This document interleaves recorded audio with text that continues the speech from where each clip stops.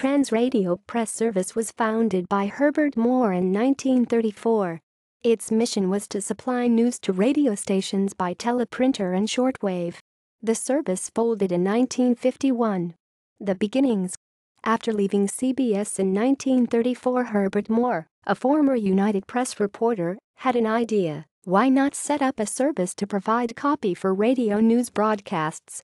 At that time, many radio stations were limited by the big press services to just 2 5-minute broadcasts per day, and many had shoddy news writing services. Moore was able to raise $150,000 of startup capital and launch the Transradio Press Service in Manhattan. When the service began, it had 50 radio clients and another 75 clients which received limited news by shortwave radio.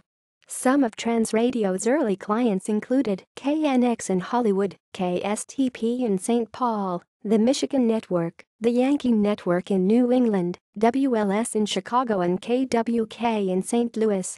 Transradio charged different rates for different clients, depending on their market.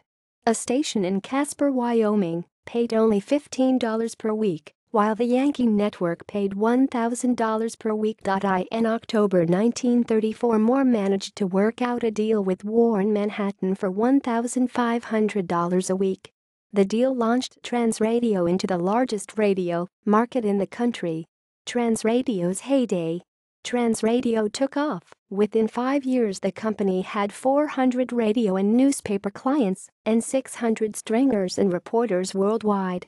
In fact, Transradio's success was influential over the other big news services, Associated Press, United Press, and the International News Service. They all soon realized that they had missed the boat with radio coverage and began to peddle their own news to radio stations.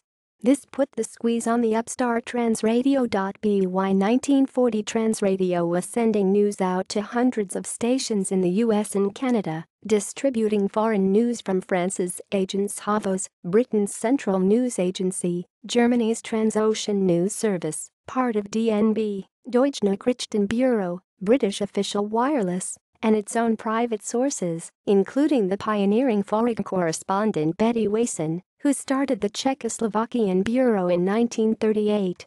In 1940, Canadian authorities expressed their ire with commercially sponsored news, which was outlawed in Canada, when Transport Minister Clarence Howard arose in Ottawa's House of Commons and announced the two sponsored news services in Canada, Transradio and British United Press, must show their news sources to be accurate or risk losing their licenses. On July 1, Moore stormed up to Ottawa and claimed there was a plot by selfish publishing and monopolistic interests to destroy independent news services throughout the Dominion.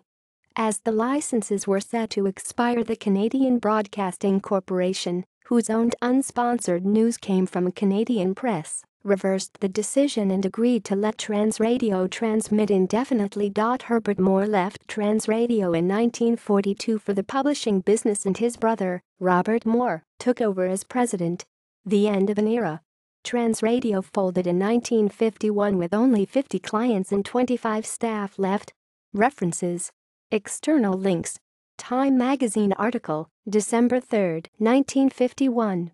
Time Magazine article, October 29, 1934. Time Magazine article, July 8, 1940.